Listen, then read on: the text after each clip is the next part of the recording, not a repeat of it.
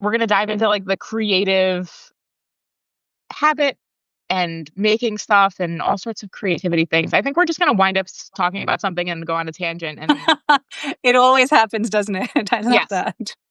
absolutely. Hi, everybody, and welcome. I'm so glad that you're here. Welcome, welcome. Hi, Kathleen. The names are popping up a little bit too quickly for me to. Oh, now it's just that one. Hi. So hi, I'm Kristen. I live in this part of Michigan. Um, and I make stuff.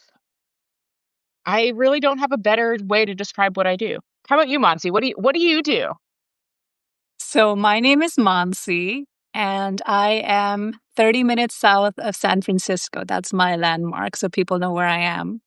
And I am a ripple maker.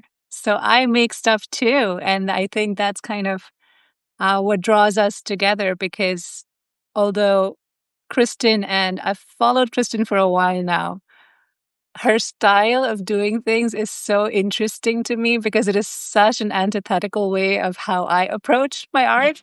So that's why I thought this would be really cool because I want to learn so much from her while also sharing the chaos that is me.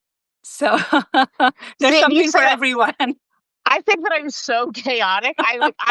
So I'm super interested to get to for like your perspective on what it is that you think or that you see coming out of me, which is not necessarily what I see myself. So I think that that's also super interesting. Yeah. I think that'll be an interesting lens to explore because both of us, I mean, each one of us sees ourselves differently than the lens that other people perceive us with. So what I see Kristen doing is a bunch of different things, journaling especially, but doing it with consistency. There's so much that I see you producing, and I don't mean content. I just see you cataloging things and life in general and making sure that you have those memories to look back to. Like when I see your stacks and stacks of journals, I am like, holy cow, like I would love to have that. But to be able to have that, you have to show up every day and even when you're having a migraine, even when you're having like the worst day ever, still doing it. And I think that's what I admire and appreciate so much about what you share. I think a big part of that specifically is the fact that so I have two overlapping headache disorders that make my life slightly more difficult at times. And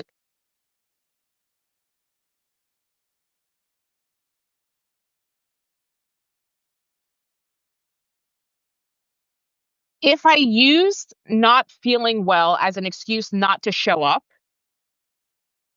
then I wouldn't show up. Like I just wouldn't. Um, and I am also one of those people like I don't do well doing nothing. And so the biggest mindset shift for me in terms of learning to show up and create every day is sometimes it's going to suck. Like sometimes it's just not going to be good. Even if you have a really good idea and even if your execution is good, sometimes the final product just sucks. And you know what? That's okay. Like my goal is not create something better today than I did yesterday and then better the next day. Like that is I will fail. And so I'm very deliberate about setting up the parameters in which I work Mhm.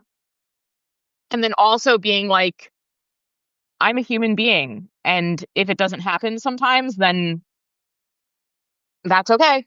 I'll just get around to it again.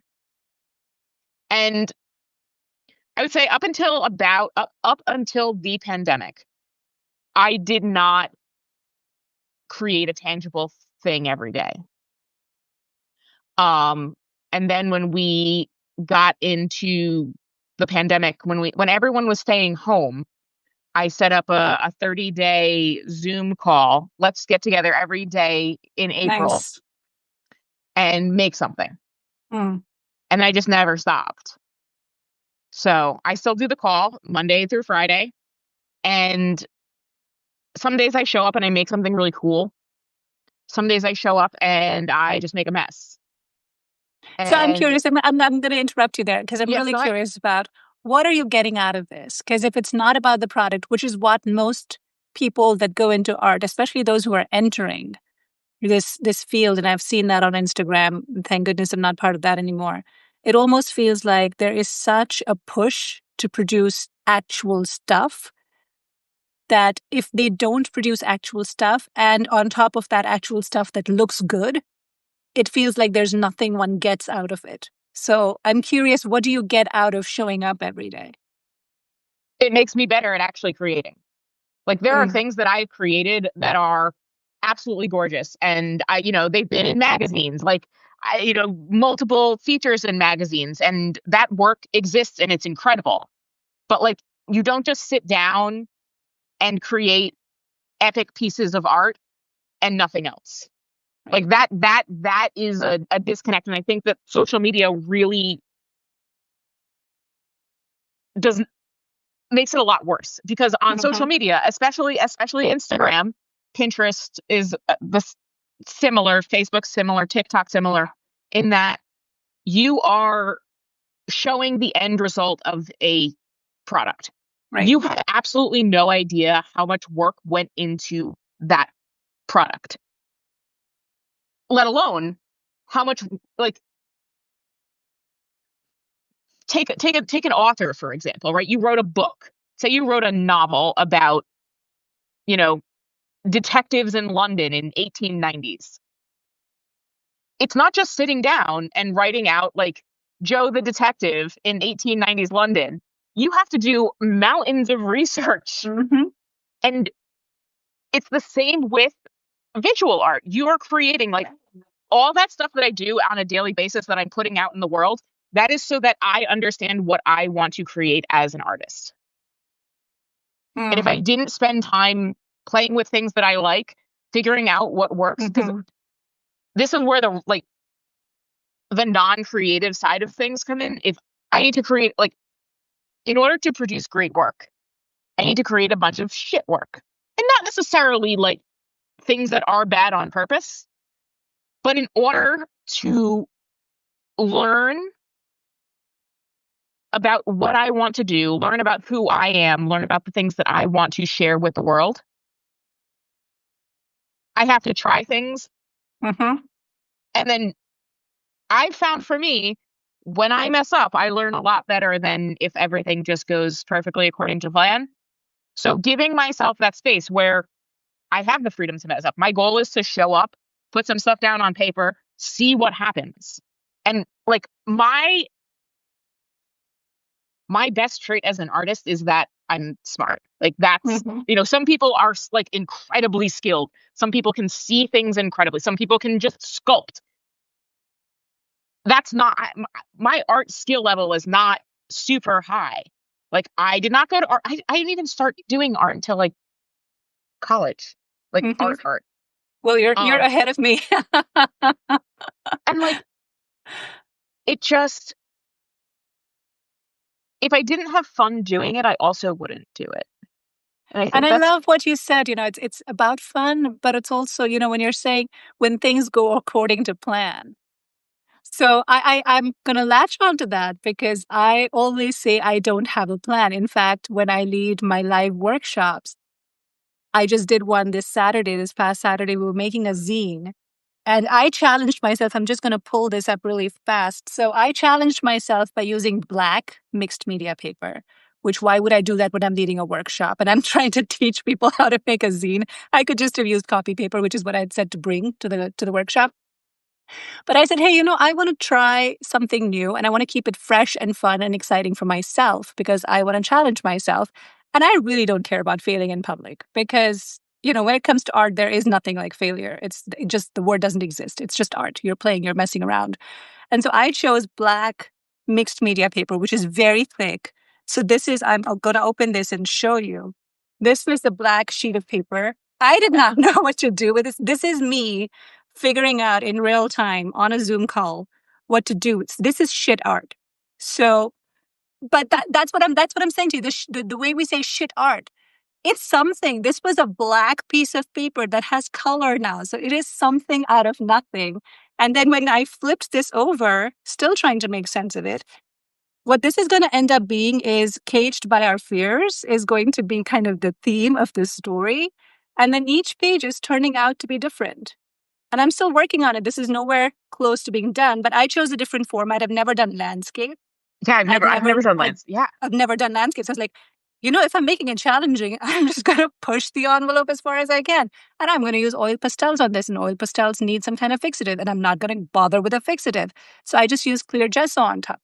But those are the things like in the spur of the moment, thinking through it, problem solving, like all of that comes together. The skills that you're mentioning, right? It's not about having gone to art school and figured it all out. It's about showing up, learning as you're doing, and adapting and pivoting and changing all the time. And I think that's where the flex is.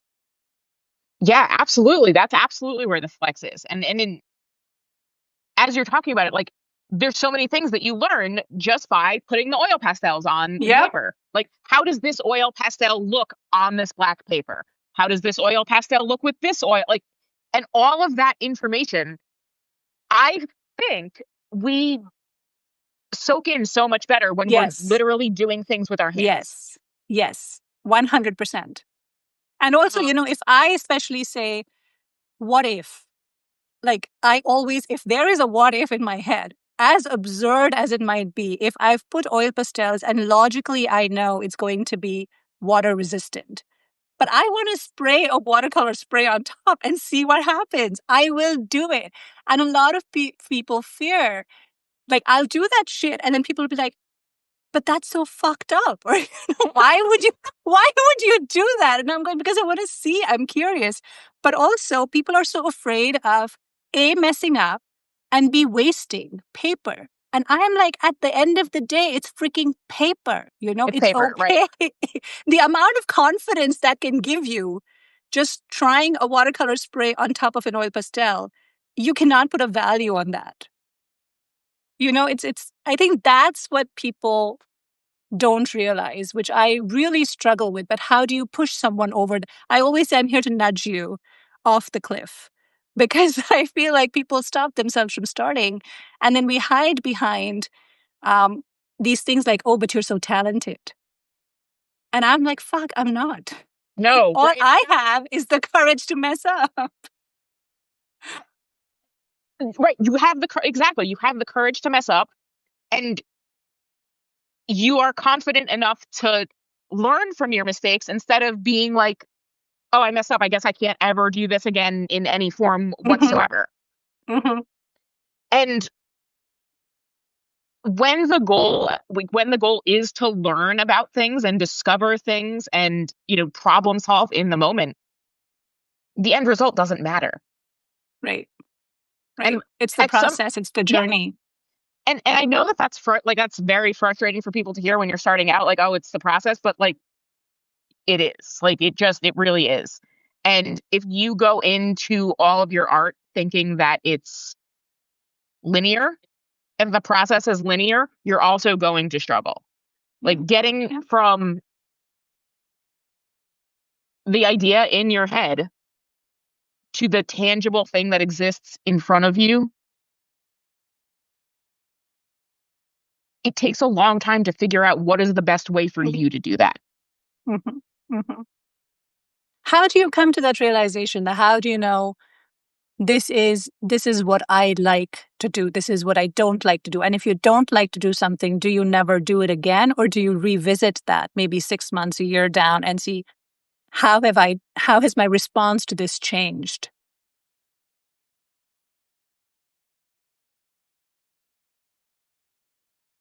For your second question, yes. So I'm gonna reverse engineer your answer. Yeah, I absolutely 100% will revisit things. Gel printing is a prime example. I have had a gel plate for gel printing for like 7 or 8 years. And for the first, again, 6 or 7 years that I owned it, I'd try it out once a year. I'd absolutely hate everything that I create. I'd make just like I'd feel very much like a beginner, and there was a lot of friction in that.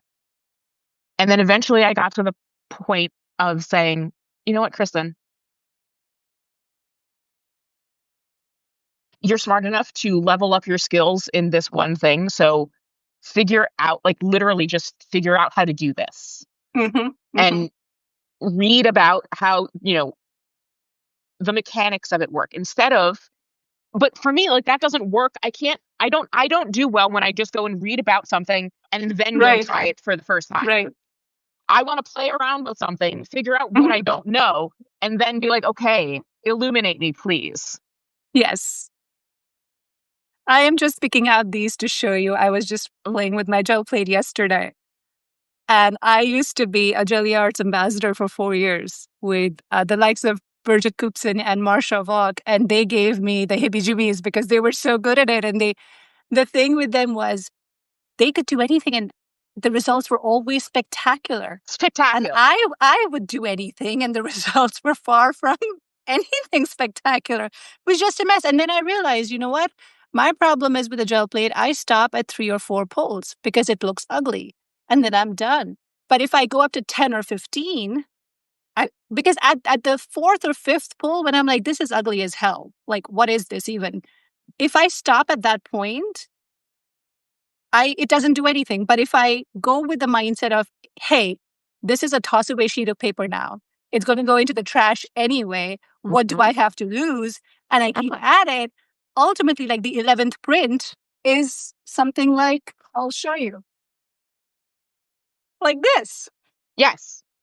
So it's layers upon layers upon layers. And I think that's where you were kind of saying, not to give up, but to also not just read up on stuff, to actually do it and to keep at it.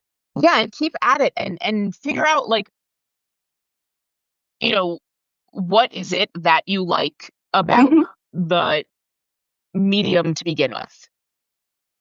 Um, what is it that you want to do? Like, what is it that you want to play with? And for me, it was always like, I love mixing colors. There's Ah, just something very satisfying about taking a pink and an orange and then getting that really nice pink orange in the yeah. middle. That feels really good to me. So that was the first thing that I worked on, was like, okay, well, how do I get the two-tone look? Mm-hmm. And then I was like, okay, well, how do I start to layer? And then a big change for me with the gel printing was when I started using my heat gun to dry the layers in between. Yeah. We need to talk about, like, that needs to be like on the gel That plate needs to be a thing. awareness. Yes, like, Yes. we need to send out little, like, tags, like, use your heat gun. Everything will turn out 100 times better. Yes.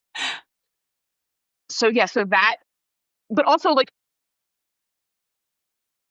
had I just read that in some blog post or whatever, or overheard it on, I don't listen to YouTube. I know a lot of people watch YouTube videos to learn how to Mm. do things. That is not Mhm, mhm. that doesn't that's not my jam. But if that's what you're doing, it's just some throwaway comment in the YouTube video. It's just like some, oh yeah, you make sure to get your heat gun. But no, like, actually, the one thing that changed how I feel about gel printing in general was using the heat gun to dry my layers. And You know what changed for me? What changed for me was understanding that I don't have to be slave to acrylics. I could use my stamping ooh, pads. So it's always been about acrylic, acrylic, acrylic. And I was like, heck, I love watercolors. I love using my stamping inks as a watercoloring medium. I love using acrylic inks. I love using pastels. It's a mixed media, right? And so once I realized I could just squirt on watercolors and get a completely different effect using the gel plate and the stamping pads, it was just a game changer for me. I I'm so glad that you brought up different mediums. So on Friday, we went on a little day trip to Detroit, and I decided that I want to know exactly what the differences are for me between, Uh-huh. I got regular golden fluorescent magenta, and then I got the fluid acrylic Ah, golden magenta, mm-hmm. and then I also got the high flow. Right. So Yeah. Nice. it's very, like, I'm excited to experiment with all of the different mediums on there. Mm-hmm. And it's really great for like, I really like gel printing for the like, I'm going to do something with my hands today, because it does Yes. not have to be a Yes. finished thing. It does not, like you're saying, you can do like, you can spend the whole month just, Mhm. put one layer on a day, Yeah. let it dry, Yeah. put it down, and whatever you choose to do with that thing is going to be really cool in the end, even if it's just, again, like frame it. Like the one you held Right. up, you could just literally frame that. Right. So I really like this idea that we have like an actual place to play. Like you have Mm-hmm. an actual, like, that's why I have these little notebooks. That is my place to play or practice. Anytime I get any new supplies, like if I get a new stamp set, especially stamp sets, if I get new anything, especially anything that's reusable, first thing I would do is I open it up and I use it like the next day Yeah. on a page, Yeah. so that it's no longer intimidating to me. Yes. Because before, stuff would like literally pile up. Like Mm-hmm. back in the days of monthly kits, the monthly kits would Oh just my gosh, the amount of get money. higher and Yes. higher. Yes. And then it'd be like, oh well, now each one, with each day, you need to find like the more perfect pictures or the more Mm-hmm. like, and It's endless. it really does overwhelm you to the point Yes. that it's like, well, I can't Yes. create anything. I shouldn't even start, because anything that I create is not going to be good enough. So I'm not even going to waste the time. So I'm just going to stare at these things forever. Yeah. Yeah. It's the preciousness of it. That's what it is. It's the entire preciousness of it. And I remember 2 years ago, I had said I had made this vow to myself that for a whole year I would not buy anything. And I lasted about maybe 2.5 months into that before a new product was launched and I had to have it. But then I decided, a more reasonable thing for me to say is until I have used everything up that's on my pegboard Yeah. and behind me and Mm-hmm. in my drawers, until I've actually used every single thing, I am not buying anything else. And it's now been 3 years. So I haven't bought anything new. In fact, I have ended up donating a lot of stuff that I haven't touched. So my thing was, if I don't touch something for one whole year, yeah, I'm not going to use it. It's just sitting there taking up shelf space. So I I love that. started donating. I used to have like, I don't know, I actually counted at one point, I think I had over 700 stamp sets. And now Mhm. I am down to a very manageable 34. Because I That's all don't that. use stamps anymore. I just don't. Same thing with stencils. I just don't. So I think it's recognizing that too. So I have convoluted systems about whether or not to save things, so that I don't have to continue to make decisions over and over and over again. Um, Anytime that I go through my stuff, I create 3 piles. It's Mm. technically 4 piles, but it's I am keeping this because I want to use this in the next like 6 months. Mhm. This is for me. I want it. Second pile is, maybe I kind of like this. Maybe it's not my style right now, or it's really pretty, or it's like basic gray paper that they don't make anymore because that company doesn't exist. Like, companies that don't Yeah, exist. yeah. And that goes in the second box. And then everything else is either donate or trash. That second box, I go through every 6 months. Okay. And some stuff I really like. There are some things that I have had in there for probably 10 years. And I'm okay with that, because one thing that I have back over there that should go in that box that isn't, is I have a full Rolodex, like an old Ah, school plastic yeah, Rolodex. yeah. And eventually it will be a index of all the television shows that I've watched. Mm, But I'm not doing that nice. anytime soon. Mm-hmm. But I Mm-hmm. will eventually. I will Yeah. do that. Or at some point I'll go through that box and be like, actually, I really don't want to do this anymore, and I'm sure somebody else will do this, and then I have no problem letting it go. Have you ever done something where you've given something away, either donate or trash, and then 2 years later you're like, darn it, I wish I had that today? One time, there's, because I was saying like over and over again, because this was one of the things that I was talking about in my feminist scrapbooks community, about like, I've never felt bad about donating stuff. I've never wanted stuff. If I've gotten rid of it, I've never thought about it again. And then there was like that one thing, I don't even remember what it was like a specific, like a travel album or like something. Uh-huh. And it was like, oh yeah, no, now like something really stupid, like a tractor for a farm. Like I'm like, well, I'm never gonna go to a farm, and then like Hmm. and be like, that really would have been it. It was a perfect size, but literally one time. Okay. I've never had that. I've always wondered about it. Anytime I'm giving stuff away, I've always wondered this is going to come back and bite me in the butt because I will surely at some point want this back. And it hasn't happened, which is what I keep reminding myself of, that because it hasn't happened in the last 7 years, it probably won't. And also, one other thing I've learned is having more confidence in my drawing abilities, that I don't need a stamp for that. It's that's been a revelation to me, I think, in the last 2 years, because I've become just more unapologetic about how badly I sketch. And I'm like, you know what? It's not going to ever look like something. It's going to be always my interpretation of it. And I'm okay with it. I love that. I love that. My goal for this year, instead of having a word for this year, my goal was to figure out my illustration style, and it's going fine. Like it's fine. I do it a lot on the iPad. Um, One of the things that I did notice about my art practice this year, though, is that I have I have a great little studio here with a little setup, and it's got a great computer. But at the end of the day, I like don't want to be in here. And so if I'm going to do Mhm. evening crafting, like relaxing crafting, like non-work crafting, I do not want to be in this room where all of my work stuff is. So I needed a different thing to like bring to the couch or to bring to the other to up to the kitchen. And having my iPad, having my little iPad Mm. and learning how to like play with all the different mediums. It's really great because then I also don't have any cleanup.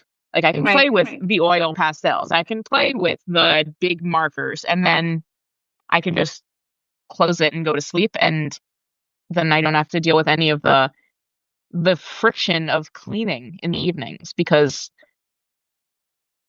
I would say that's probably the hardest part about being consistent is Um, maintaining the cleaning. I don't clean. I just don't. That's why I got this room built, because I told my husband he's a cleanliness freak. And when we were remodeling, I said, so this used to be my daughter's bedroom. And I said, hey, let's move her bed upstairs. We have a room. She can be upstairs. And let's turn this into my messy room. He doesn't come in unless he needs a wire. He doesn't come in. And I have told him there will be stuff on the floor. I do not need you to move my piles. I literally have 1, 2, 3 counters, tables from IKEA. I still cut things on the floor because there's always stuff on my tables. And the thing is, I have right now, if I look around, I have 6 different projects and Mhm. I'm in the middle of each one of them. And so if I clean up, then I will probably not go back again to doing it. Yeah.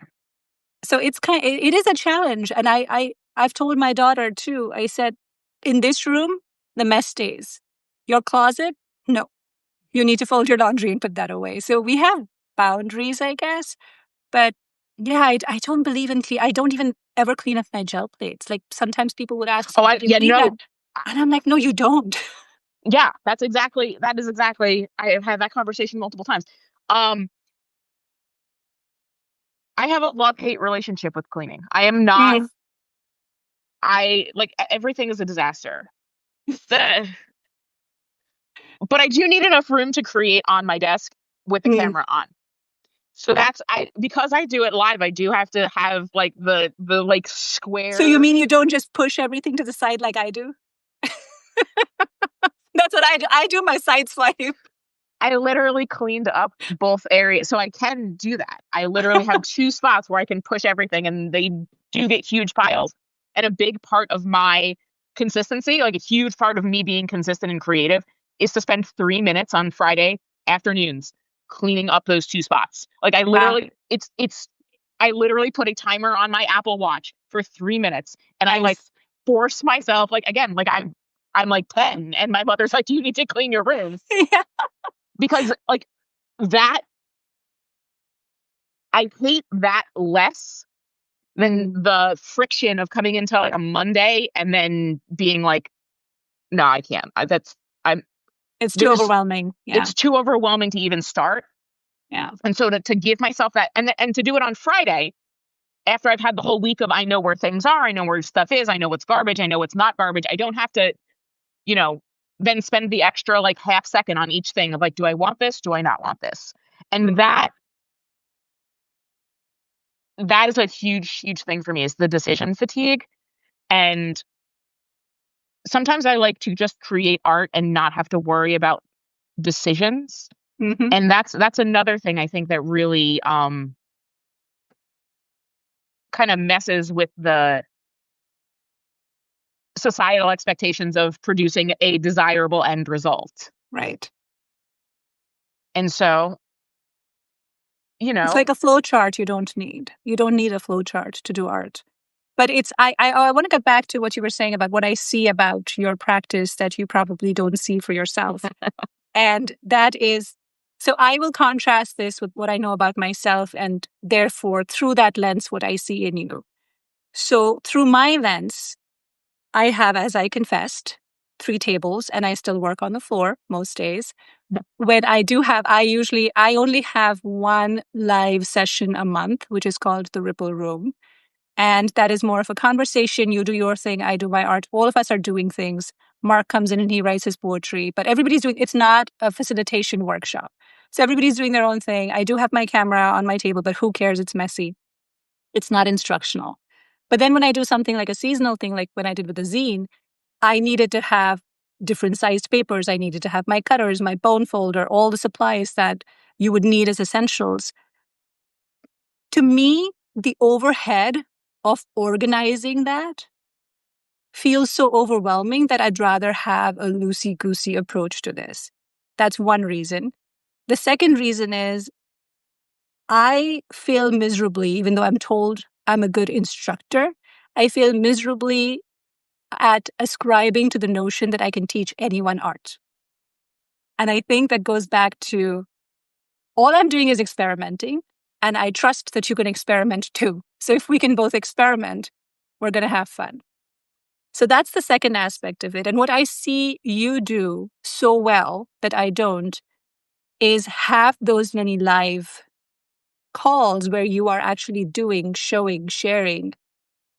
And you also have the same ethos of where you're not teaching step by step per se. You're letting them do their own thing and find their own groove, but you're still showing them a way.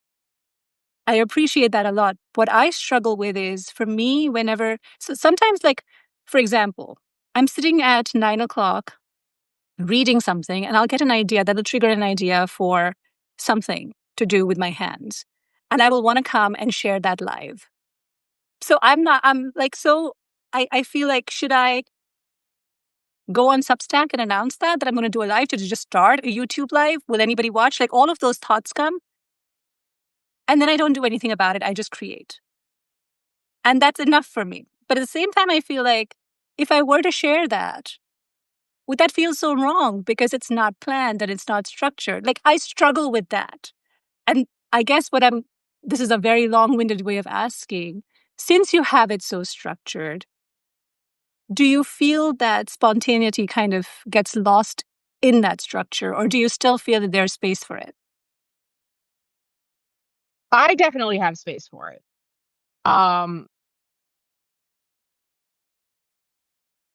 It's so okay. That's really interesting. This does the sponsor. So, like, just straight up, like, actually, no. I have lots of times where I just start creating for myself, by myself. And a lot of the times when I'm making, like, I want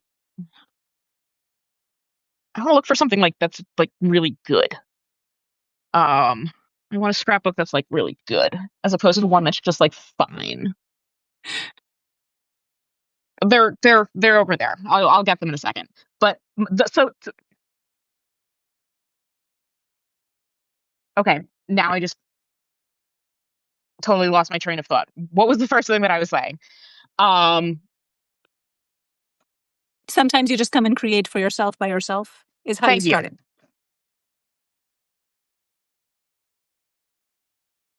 What I do live on camera is a very small and specific part of the art that I make. Mm-hmm. Most of the like actual traditional scrapbook pages that I make, I don't do live on camera. Although some of the things that I have now, because I have it set up because it is so regimented and then I have it all, like I just press buttons and everything goes now, it's very easy for me to just record myself doing the exact same thing and not like actually go live or any of that. And then I have the recording if I want to do something with it, which is also valuable. But with the live stuff, like I started experimenting with some Substack lives. I need to do some more with my desk down. But this room does not have air conditioning in the summer. So standing at my desk in the That's just afternoon, misery. it's not like I'm not gonna be entertaining. I'm not gonna make good art for you. So those will happen a lot more in the fall. Or if I wake up really early and decide to get just beyond the internet. I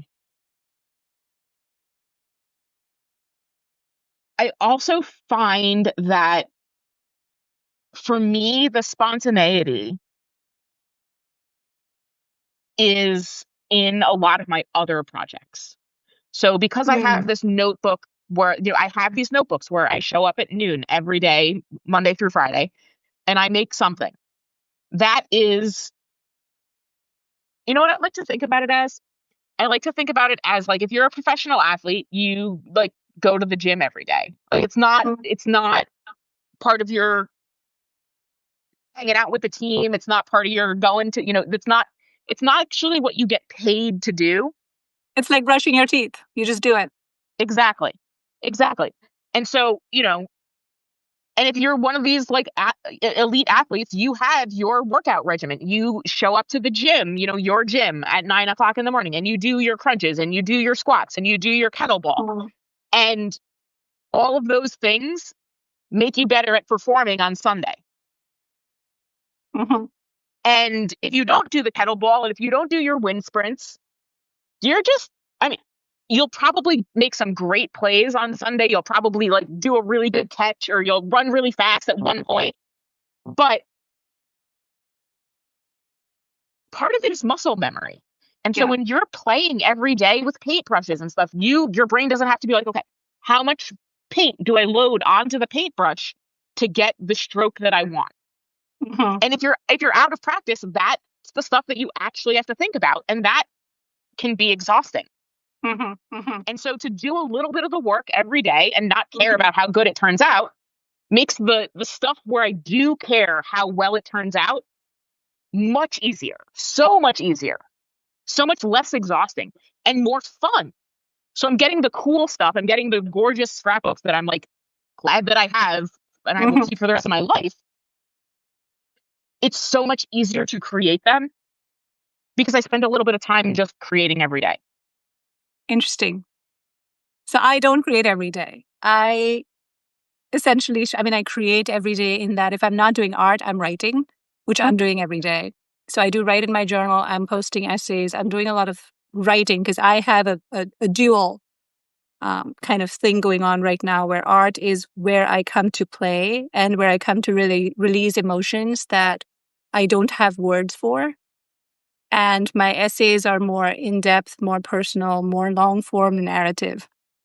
And I find a different kind of satisfaction in both. But when I do come to play, I have two different styles, I guess. One is put the pasta water to boil for dinner and steal art time in those 10 minutes while dinner's cooking, because that's really all the time I've had all day. And two is actually set a timer for 2 hours and get lost in making art. And I, 7 years ago, started doing these little tokens of love and appreciation that I hand out. So I don't keep my art. And that came from an organizational thing where I was going through my drawers and finding things I had created 3 years ago that I thought at some point I would frame when we had our house remodeled and my paintings would be up on every wall. And then my husband said, I don't really like the art you make. And I don't want, he's like, I don't mean to be disrespectful. Like he was coming from a place of sincerity, which I appreciated. He said that out loud. But he was like, I don't get it. It's grungy. It's dark. It's like, it's got all these layers. Because he's a very traditionalist when it comes to like, he wants to see beautiful tulips being painted or, the very neat and clean. That's not my style at all. I'm like, vomit on paper and, just everything goes. So when he said that, and then when I was organizing, going through stuff in my drawers, I was like, you know what? I'm just holding on to this for no reason. And I really Yeah. don't care at this point, 3 years down the line, if this gets framed or displayed or not. And so when I started handing my art out, I felt such a sense of liberation, and also the sense of like, I make when I come. So this is my pile of tags that I'm working on right now. There might be 20 in this. I do about 6 or 7 every day, but it's in bits and pieces. There's no like allocated time for it. And the decision fatigue that you keep talking about, the way I handle it is I will literally close my eyes and pick the first thing. Sometimes it's a Posca marker, sometimes it's a pencil, sometimes it's a Sharpie. I don't care what color it is. And whatever I pick up is what I roll with, because I have that pasta water boiling. So I need to get back to that. And so I think, which is why it's fascinating to me that there's another way of doing it the way you do it. It just feels like such a different world. You mentioned the pasta water, but like I have like, it's not really a hard out at 12:30. Like I start my call at 12:30 and then I try to wrap it up at 12. I start my call at noon. Sorry. I start my call at noon and I try to wrap up what I'm creating at about 12:30 so that there's room to, everyone has time to share and we're not like overstaying everybody's welcome. It fits on the calendar nice. And having that like soft deadline for myself is essential. Like that really helps. Like knowing that and there's been some times, especially in the last few weeks, last week especially, the Canadian wildfires made it so the air quality so bad. So I couldn't go outside. My headaches were miserable, and I was just kind of like very grumpy. And like I did not want to show up. Like I did not want to talk. My throat hurt. I just did not want to do anything. And it's just like, you know what? No, I can do this for 25 minutes. Like this is not, you know what? I get to talk to my friends. I get to just do like it. And I always get to the point of like, well, do I want to do this or do I like it? Can I do this? Because there's times where I have a migraine so bad that I literally can't look at light. So sometimes it does, take a sick day. Sometimes you need to play hooky to go, do a cool thing. You have to live the life in order to actually document the things.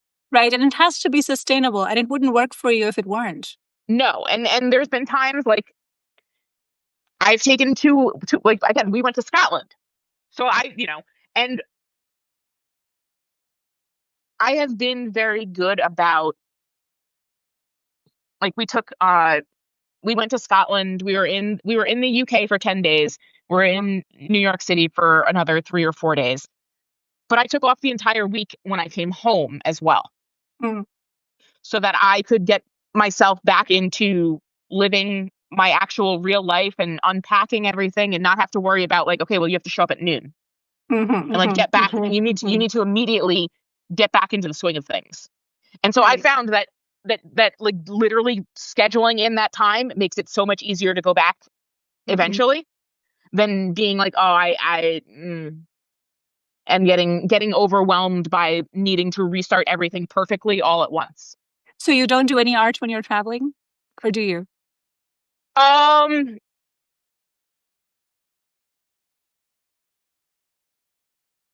That's a very good question. I always pack a lot more art supplies than I use. But I'm always collecting things. I will be cutting stuff out of little travel brochures. I'll grab a napkin and sketch something on the napkin. Like, so again, nothing complete. Like I'm not painting on vacation, but I'm definitely doing art in other forms. Other ways. Right. Yeah. I was accused. Photography is art. I mean, yes, tons of photography. Like art, that's the main focus of art on vacation is like, get the picture. So we started this time. Actually, we started this in Paris last summer, where my daughter and I. So I've been accused of taking my work with me because I paint the gratitude tokens every single time we travel. I do that on the flights. I do that when we're waiting at restaurants. I hand them out. Like last time we ran out of paper and we had to go to New Zealand and buy watercolor paper, which wasn't very good quality watercolor paper. But I'd already handed out around 300 of those tokens that I had taken from home. But I was accused of working, which I don't understand how this is work when you're handing out tokens of gratitude. But anyway, that's how my family perceives it. So I said, okay, how about this time I don't just work, we also sketch our days. And that was my first time. We took photos during the day and then every evening after dinner. So after dinner before bedtime when there's no TV, my daughter and I would look at our photos and sketch out the day. And I think it started last year in summer. And that's when I realized if I look at a photo and I sketch something, I'm actually pretty darn good at it. And that was a discovery I made for myself.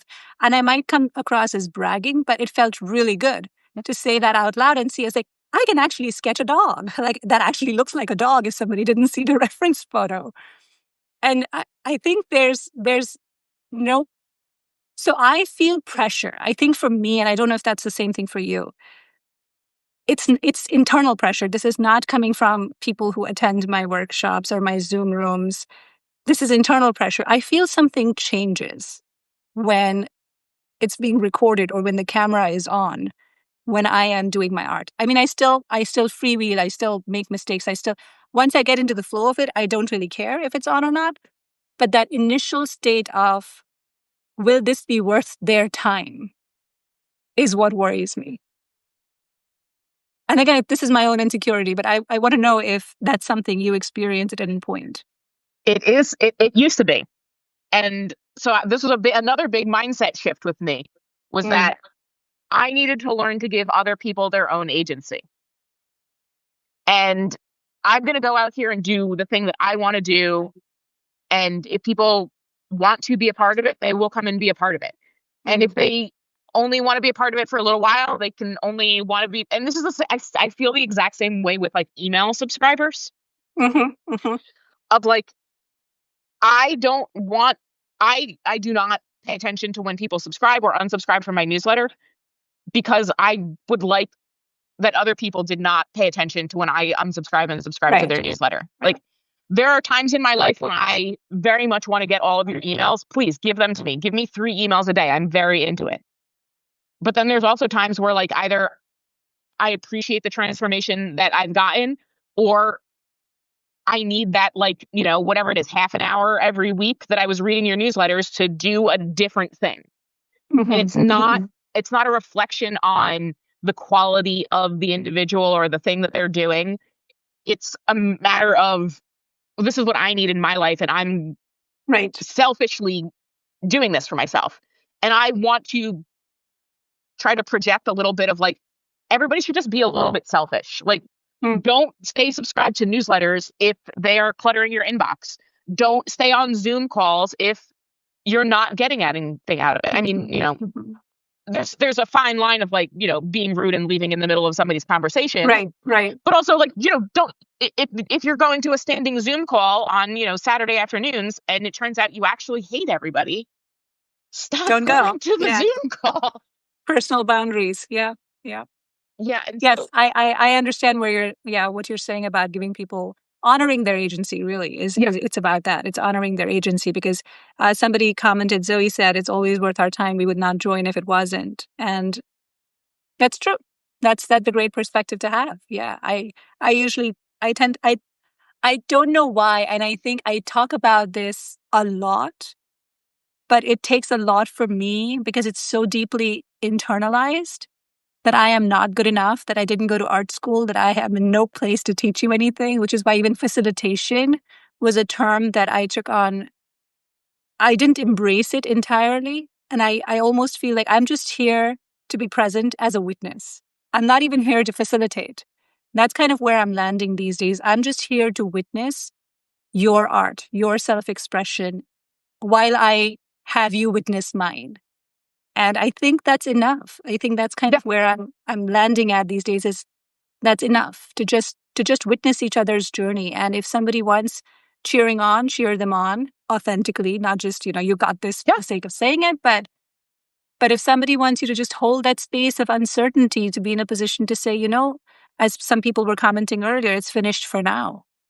You know, you can always come back to it later. It's done for now. You can always come back to it later.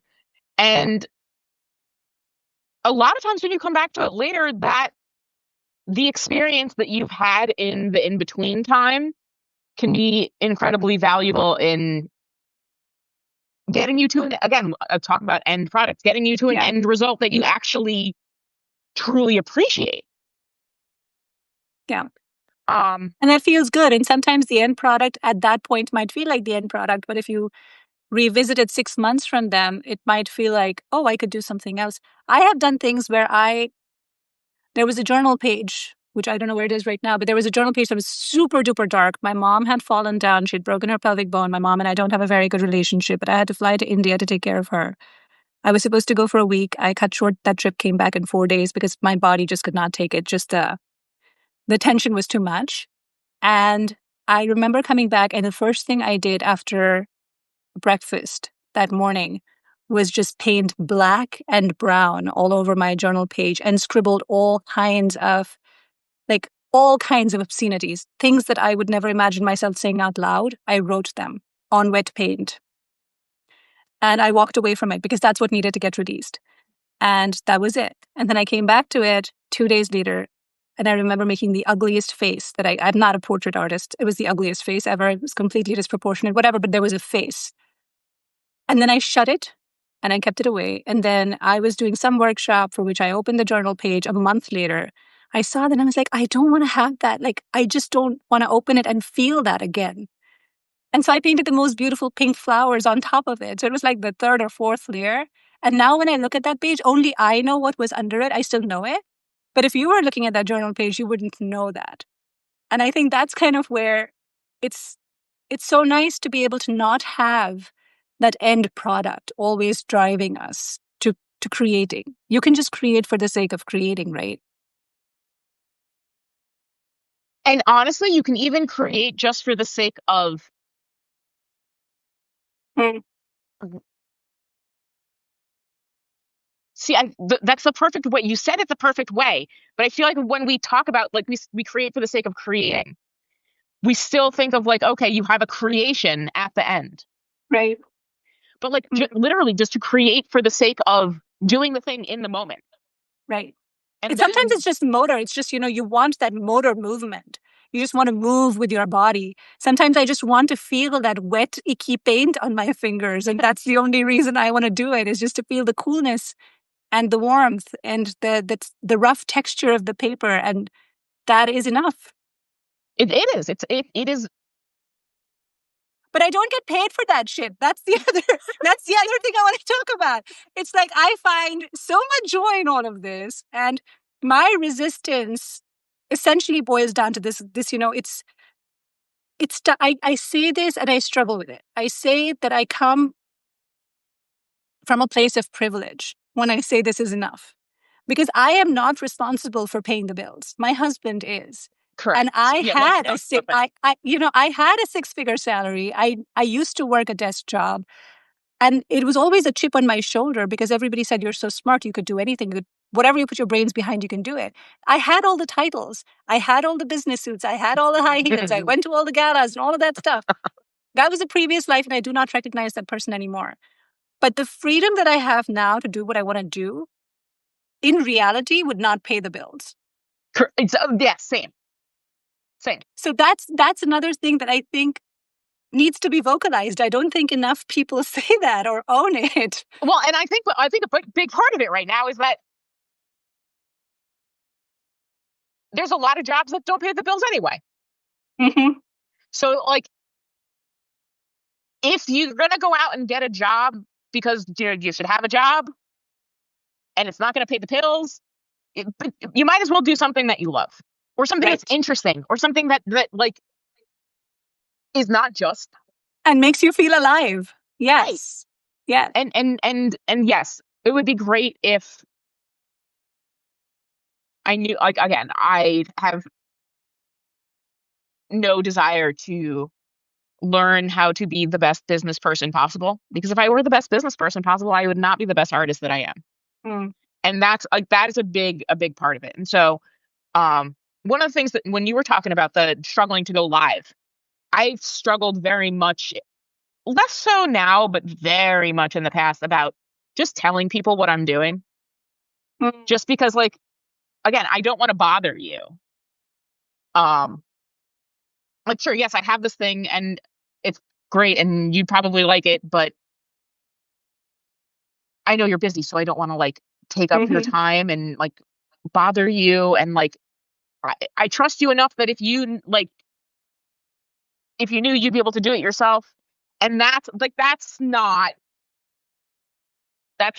being good at selling yourself online Yeah. and stuff. Like that's, Mhm. but we all But have it feels like areas a we can hustle. Like improve. Instagram used to feel like a hustle. And it's like and that I think for me was kind of like, okay, you know what? What am I doing this for anymore? Mhm. And when I start questioning that, to your point, if you're not going to be able to pay the bills anyway, might as well do something that Mhm. brings you joy. And if I were to find a job, somebody said I would make a wonderful art therapist. Sue said that. I don't know, Sue. I actually looked into that. There's a lot of coursework involved, and I don't, I don't know if I want to do that either. Because again, that'll be very sucky and suck the joy out of it for me to be, riddled with semantics and actually have to study things again. Because then that whole Indian thing is going to pop up from my growing up years of you have to be the best. If you don't get an A+, what's the point of even doing it? Well, so there's so much of that, like that deprogramming of getting A's on tests Mm-hmm. and then existing in the real world where like that's not a thing. So to figure out like, well, what does that correlate to? As opposed to like, no, a highly qualified individual made this test to see how much you would be assessed on by after learning this much over this period of time. And then us as the very specific type of woman who does this, we go out and associate that with the rest of the world. Oh, well, if this, if my report is not 100% done, if my, commute, if I go too far out of the way and waste too much gas, then I'm not being, it's just very like that method of measuring your self-worth against that Mm-hmm. graded rubric has hurt so many people in Yes. adult Yes. life. Yes. And it really does. I have a friend Julie who I talk to. We talk about this all the time about this like, oh no, I can take a break. I don't have to do this project that I Mhm. do every year. I can not do it this year. There's no like project police that are going to come and, Right. and hurt me because Right. I didn't do my, scrapbook this year because just not feeling it. And again, if you're not feeling art, like if you're not into it, it's going to show. Like, Yeah. Absolutely. and 100%. so, and that's fine. Again, that's totally fine if you're making art for the sake of making art because, that's how you pay the bills. Mm-hmm. But that can be really hard too. Like that, Mm-hmm. it really blurs the line between creativity and just capitalism. True. True. But I also, one other thing that as you were talking, that I struggle with, so my entire life, when I say my entire life up until the birth of my child, I feel like I have two lives. The one that I lived up until my daughter was born 11 years ago, and the one that I have lived since. The one up until the birth was subscribing to that mentality, being the good girl, walking, towing the line, getting all the A+, going for all the titles, all the promotions, Yep. in that quest of, I am doing something that will eventually make my parents proud of me. Which, after she was born and I became a parent, I realized I don't want to do that. I don't want her living that life that I have just lived all these years for 35 years. I want to break that. But then what I struggle with is, like I said, this room is a mess. Her table, which is right next to mine, is a mess. But we have boundaries where I say this mess stays contained in this room. This Mhm. is where everything goes. But when I'm not going to clean it up for you. When you feel overwhelmed with the mess on your desk and there is no space on the floor as well, you got to clean up this shit because it's Right. not traveling to the living room. It stays Right. here. So we do have those boundaries. But then what I struggle with, which is again so attractive to me about you, is that because I don't care how it turns out anymore, because I don't feel like I have to show up every day, because I have that choice, because I don't feel like I need to finish a project.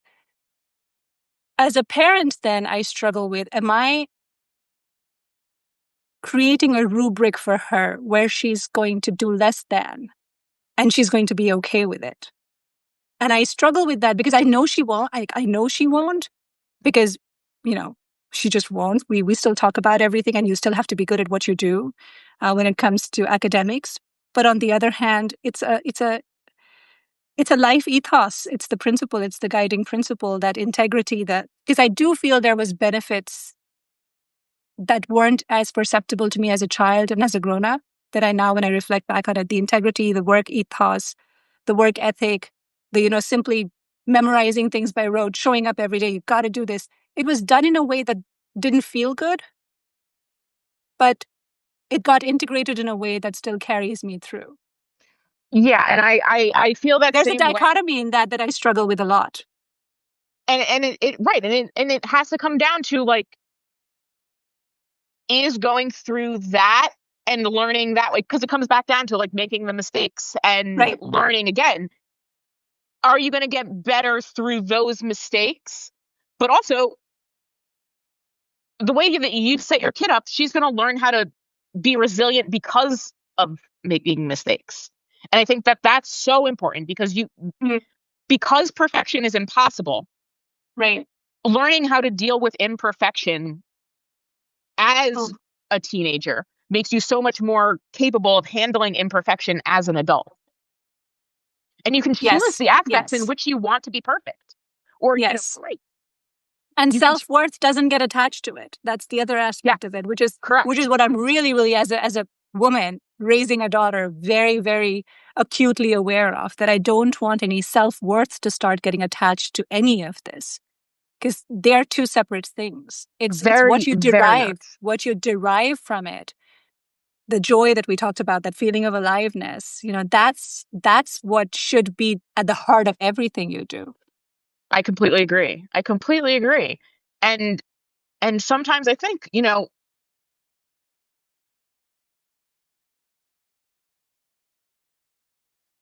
obviously there's pros and cons to everything. Right. You can, and it really is.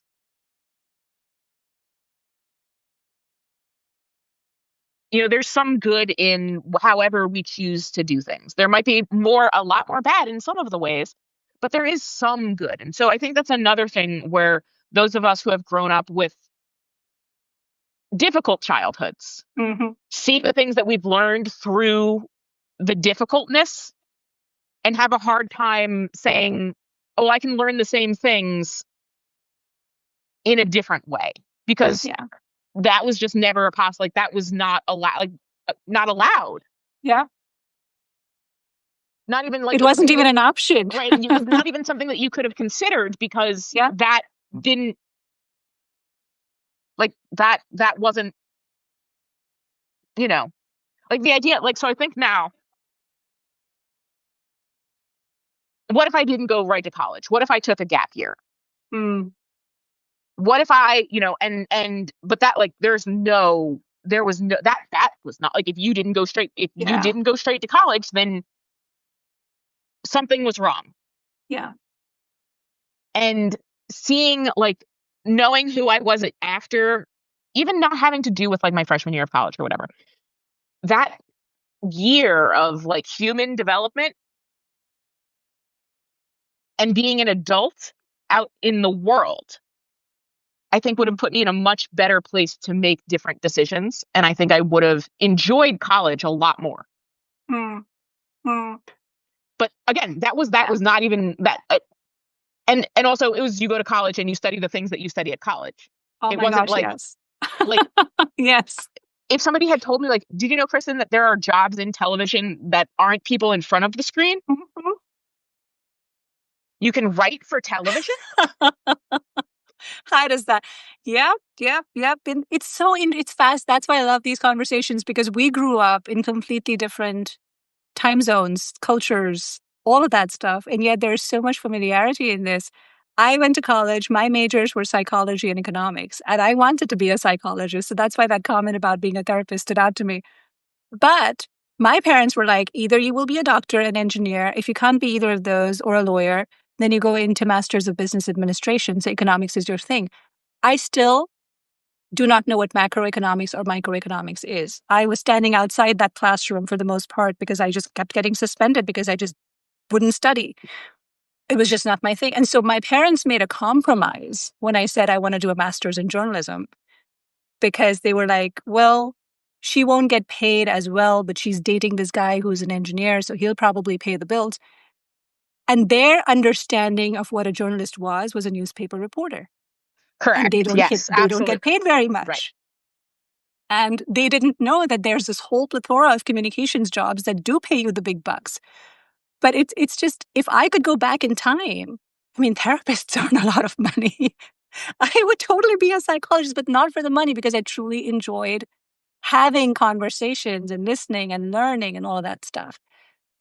But and now I think we just don't even know how many more options there are with all of, like, people keep talking about AI taking away jobs, and I keep thinking about all the, I mean, that's a whole other topic, but there are so many jobs that AI cannot take away, that AI cannot do, that are opening up for these younger kids and for this generation to explore. That, I mean, I don't know what those options are. Correct. There's so many jobs that exist right now that, like, the words didn't even exist for those jobs. Like, Right, they right. literally, like, I, you know, because again, we talk about things like, oh, but everybody wants to be on YouTube. Okay. But also, like, if you're doing if you are creating a YouTube production company, there's so many Mhm. behind the scenes jobs. Like, do you Yeah. want to write scripts? Do you want to produce? Do you want to direct? Do you want to, be the person who holds up the, big puffy microphone? Like, those are all jobs. And A sound engineer. Yeah. I, I mean, there's it's just so so, much to explore. right. There are so many different ways in which you can take your interests Yeah. and turn them into vocations. Mm-hmm. And that is just going to continue to keep changing. And I don't see it. I mean, it's not like, again, 100 years ago, we weren't like, okay, and all these pilots, what's a pilot? Right. So there's so many things that we just don't know. I do want to ask you one thing. I'm also keeping a track on time because I just started a Pilates routine, and this is my third day, and I'm already thinking of excuses for why I shouldn't go, but I should go. So I will go in 20 minutes. But I do want to ask you this because it spurred that thought of, do you have a vision for where Kristin will be 5 or 10 years down the line? Do you have a sense of where you might be and what you might be doing? Well, This is not an interview. well, last year, last year, uh, last year, my partner was going to go back to grad school, and he was going to Hmm. go and finish his PhD, and we were going to move home. And then we sat down and had a whole bunch of conversations and decided that that's not actually what we want to do. Hmm. So he's in the other room studying for his master's in teaching now, which is a much, much, much better idea. Um, much better idea. Um, but for the past few years, I thought I would be home. I thought I would be living Mhm. back home in New Jersey. I thought I would be surrounded by all of my family. I thought that Jeff would be, back in academia, and I would just kind of continue on with what I'm doing. Um, a big part of me knew that if we moved home, a lot of things would change. Mhm. Um, my grandmother, bless her, will turn 100 in Oh, wow. October. So Amazing. she's also like, and because she is 100 and now lives by herself for the first time in her entire life. Uh, yeah, like really great, like really. But That's amazing. my mother goes over there every single day. Uh-huh, So uh-huh. that's my mother's like full-time job now, is to Mhm. do that. And I know if I go home, like, my mom grew up in a house. It was her dad, her dad's twin, and then their brother all had separate floors in the house. And so it was her and 15 cousins that grew up in this same house together that my grandmother still lives in. Oh my gosh. So if I were to go home, then my life would drastically change as to like, okay, well, it's this one's birthday party. It's this one's grandniece. It's nonstop. So I was preparing myself for that and kind of like slowing stuff down and being okay with creating, at least for the next several years while we moved into a house, and then he was going to finish school and we'd go somewhere else, and then it would just be more like me. Yeah, creating as and when you have a chance to. Yes, very like sporadic, very family. Yeah. And then we decided, no, actually, we're going to stay here in Michigan. We love our house. We love our town. And in 5 years, actually, you know what? There is the one thing that I would really, really like in the next 5 to 10 years. I would like to move my studio into an outbuilding in my backyard. That would be a huge change. That's a big goal that I have. Because right now, several things that I live in the Midwest. We have room. My garage is larger than 2 of my apartments. Like, I used to live in the Midwest. I know exactly the pain. Like, I live in this pain over here. It's like, and so that was another reason we didn't move home, because like we'd have to downgrade severely. And so I would like to get my studio out of the house for a couple of reasons. One, this room does not have air conditioning. So I could install that, but that's one thing. The other is that we don't live near friends and family at all. Everyone lives 1,000 miles away. So it's really nice to have people come and stay with us. Right. You'll have that room then. It's very difficult to work full time while you have house guests. Yeah. So having a space where like I could, I'm going to go to work now, even if it's for 30 minutes. Because especially, and my God, I love my mother. She is delightful. Me and my mother have and I'm also a much better daughter when I live 1,000 miles away. something I learned. But she's very loud. Like, she's just a very loud, and again, growing up in a house with 15 cousins, I'm sure you had to be very loud. You have to do that. Yeah. To be heard. Yeah. Oh my God. Like, she'll be in the entire other opposite end of the house, and I'll be recording something, and then I need to like edit her sounds out. So I just need, and that's, it's not just her. It's, it's just sound. So at some point in the next 5 to 10 years, and then I would have less grass in my backyard as well. Huge fan of like trying to get rid of as much lawn as possible, because it's unnecessary. So that is part of my 5 to 10 year plan. What about you? I have no idea. I love that. I have no idea. My only goal right now is to push my daughter, she's 11, to start thinking of applying to colleges somewhere in Australia or New Zealand so I can tag along, and that can be my life. we just looked at schools in Australia too. Because I'm like, you're interested in animal husbandry, and the Monash University has great programs. And she's like, what are you talking about? Like, I'm not even in middle school. But I just loved, we were in New Zealand for a month in December, and I just loved how, especially when you get out of the Silicon Valley bubble, you realize how much of a bubble within a bubble you're in. I mean, California is bad enough, but then to be in Silicon Valley, and you get out and people are hiking, and they're just a slower pace of life. They're soaking things in. There were multiple people sitting by the lakeside sketching. And I'm like, what? I've never seen that. And doing it just for the joy of it. I had so many conversations, and I was just like, and I told my daughter, I said, I'm going to manifest this. 75 years old, I'll be somewhere in the countryside, in the Southern Hemisphere. I will have a cottage. I will have a dog.